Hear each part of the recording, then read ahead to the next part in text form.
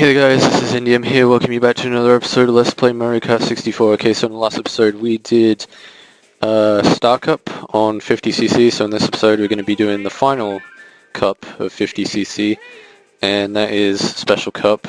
And in this time round, I think I'm going to do this as, we'll do this as Peach. I don't know. Yeah, let's go with Peach.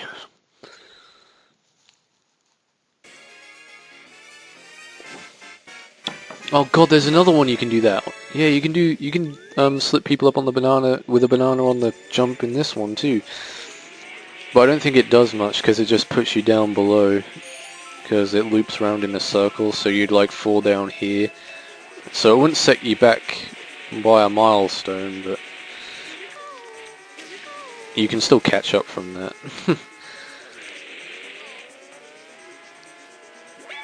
It's not as cruel as doing it in Wario Stadium.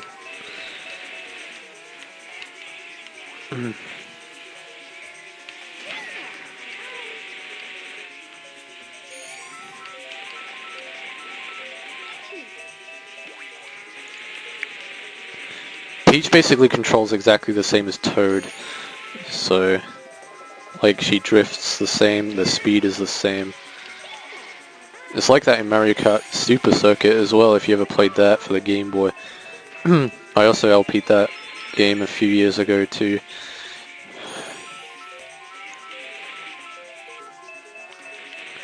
You know what, I really need to do Mario Kart Super Circuit. No, not Super Circuit. Super Mario Kart. Why do I get those two mixed up? Probably because they have Super in the name, that's why.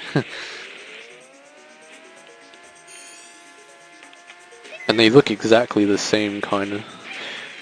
Damn it. It's got the same kind of style, like art style, except the character models are more like Mario 64 character models, but the track design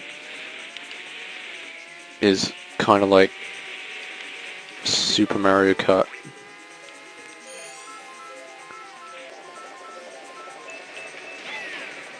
That time it shot from behind. And of course someone would have to inconspicuously place a freaking banana there. Thank you for that, whoever did that.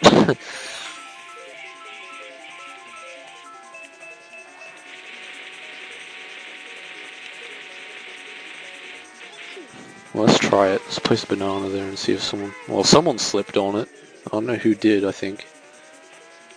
Well, she made the sound as if someone slipped on a banana. Unless there was another banana that I placed, which could have been the possibility.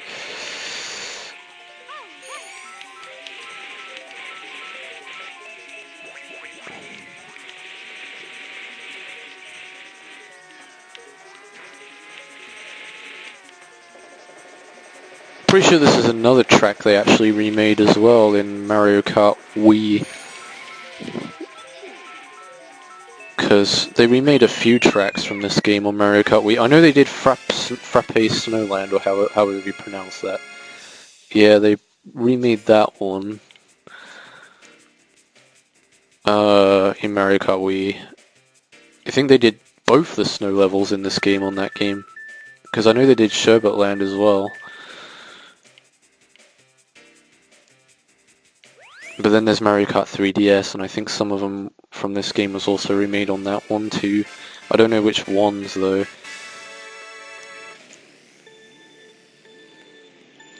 Yeah, this track is kind of annoying sometimes, because you have to find a right path, and I always choose the same path. So, because it's like, well, for me it's the quickest. I don't know about anyone else, but I can't think of a quicker way than going around here like that, because basically makes a shortcut for you and you're on the right path to the end of the track. But in Mario Kart 8 it's completely different, I think. Like which route's the fastest.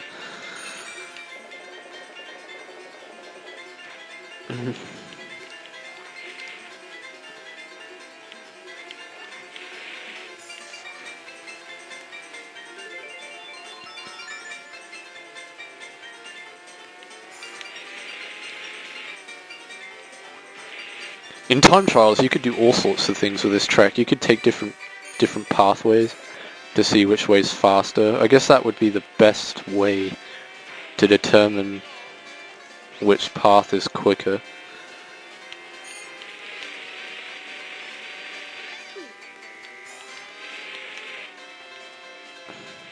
Well, we'll find that out when I do time trials, actually, so we can try out different pathways and see which way's quicker. That would actually be the most interesting one to do on time trial besides Rainbow Road. Because I really want to try that trick on Rainbow Road if I can, but if I fail and bomb, then I won't bother. I won't keep trying if I keep failing. Because I want to set a decent record.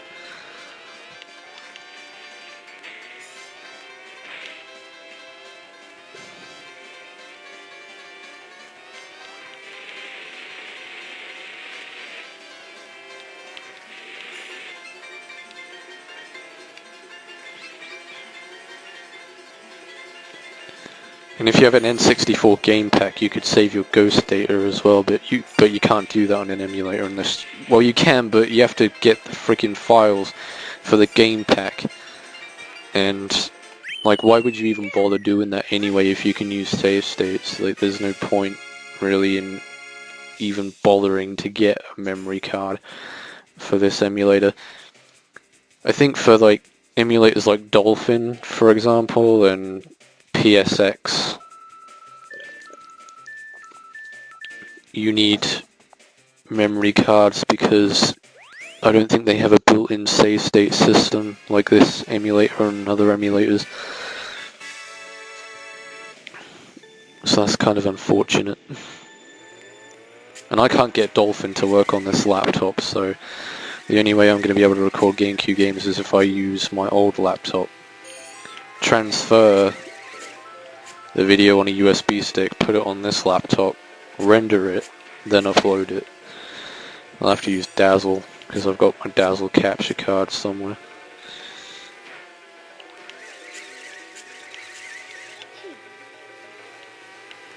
So I want to try and do some more, like, modern games.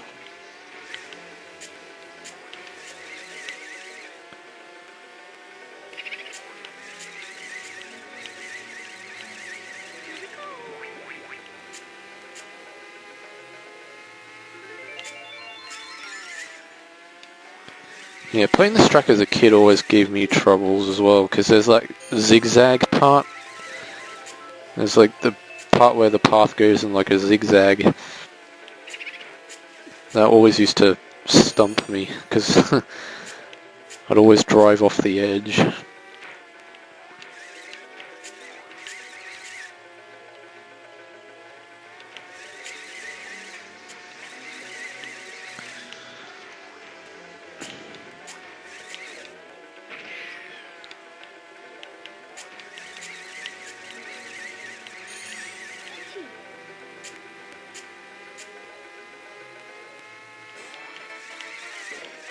Ugh, nearly spun out there for a second.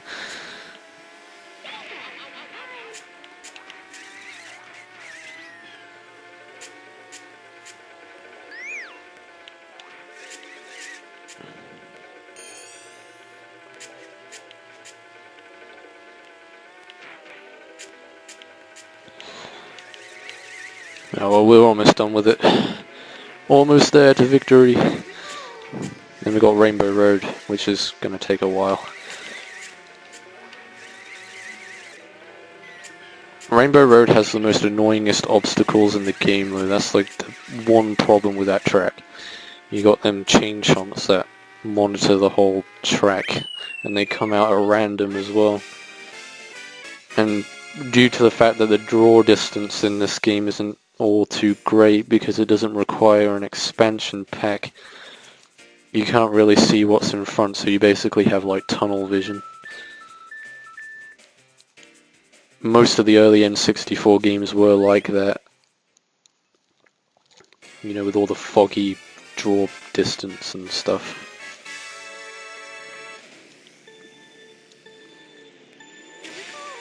I'm trying to remember. Yeah, that's how you jump. It's the drift button to jump. Obviously. Feel the rainbow. Taste the rainbow.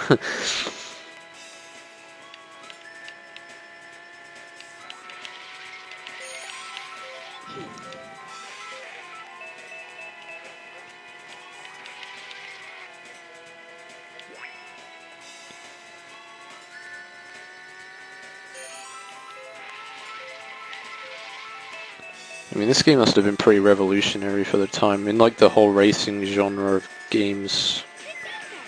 Because, well, back then, before this game came out, it was all like F-Zero on the Super Nintendo, and those were like, well, they weren't really 3D games. It's like a Link to the Past, you know? You wouldn't consider a Link to the Past to be a 3D game, would you? I mean, I know you can like freely roam around. It's not like a side-scroller or anything, but it's like an overhead bird's eye view type of game, so it's not like got any 3D models rendered into it.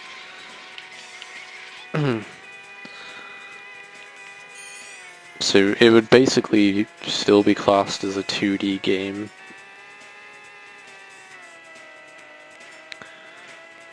Hell, if we were calling those games 3D games, we'd be calling friggin' Zelda 1 a 3D game, because that game is basically the same kind of style. This bird's eye view.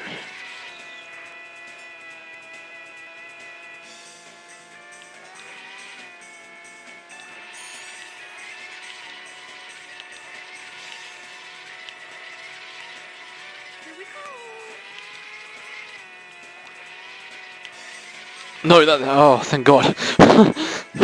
Thank God there was a tiny gap there that I managed to just luckily drift around without being hit.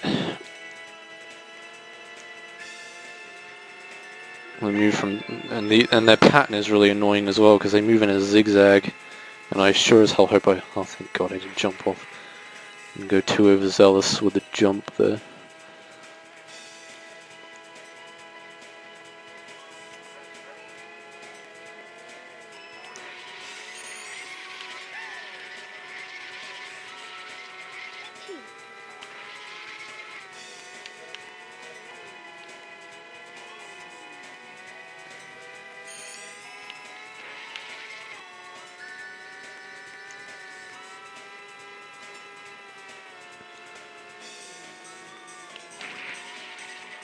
I wonder if that star will give me 120 stars if I ask it.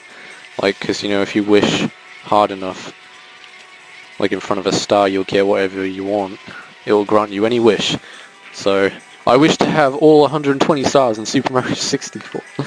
And then it just breaks up into 120 individual power stars.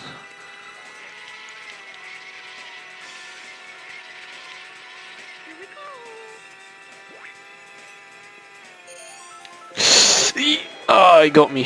God damn it. Well, you also got Toad as well.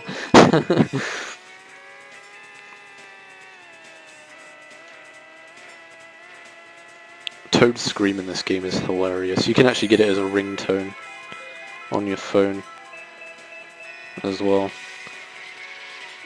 You can download it off the App Store, I think. If you search Toad's Scream from or Mario Kart 64 Toad's Scream on the App Store, you can download it as a ringtone.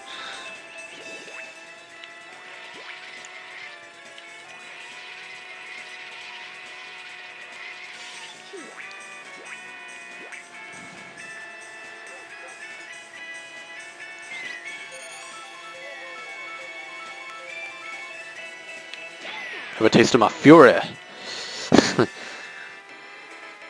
you Italian plumber.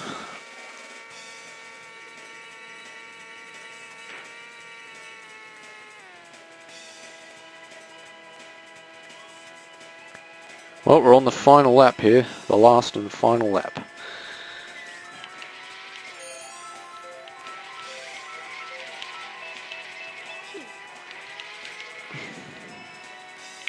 Ah, crap. Well, that was a good shot. Luckily, managed to hit him with that.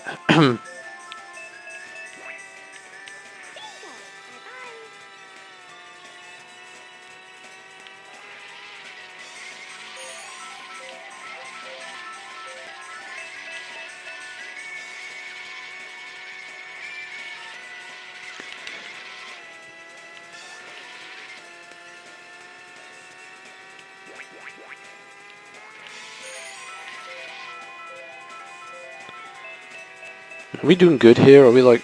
Nah, we're not that far in front, but...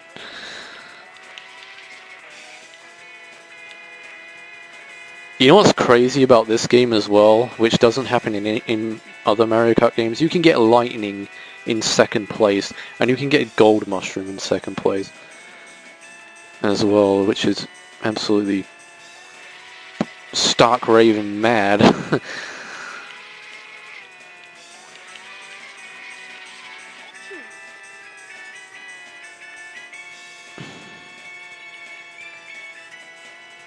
I mean, it can happen in other Mario Kart games, I think, but you have to be like really, really lucky.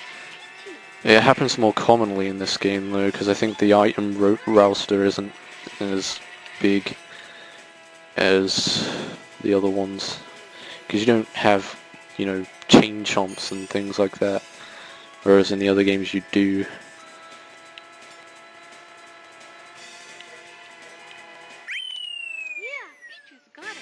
We managed to do it in 6 minutes. That's actually not a bad time, because I've done it in 7 minutes before. We all actually didn't do too bad, not even the computers, because usually the computers come in like 7 minutes as well. So that's oddly surprising.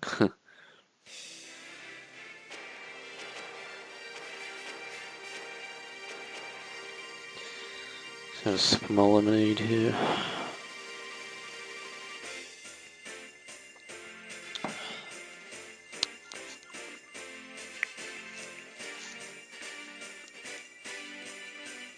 Who's that in the background over there? Is that Toad? Wow, it is Toad. I thought he was doing pretty well, actually. Because he was like always behind me. And, well, he was in Rainbow Road anyway.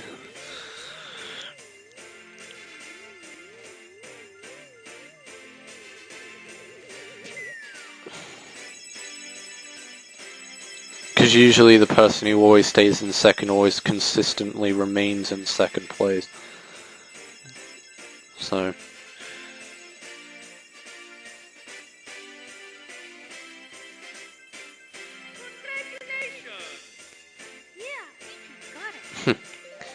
Yay. Now that's 50cc done now, so I guess we'll be moving on to 100cc in the next episode. So until then, this is NDM saying thanks for watching, take care everybody, see you in the next video, and goodbye.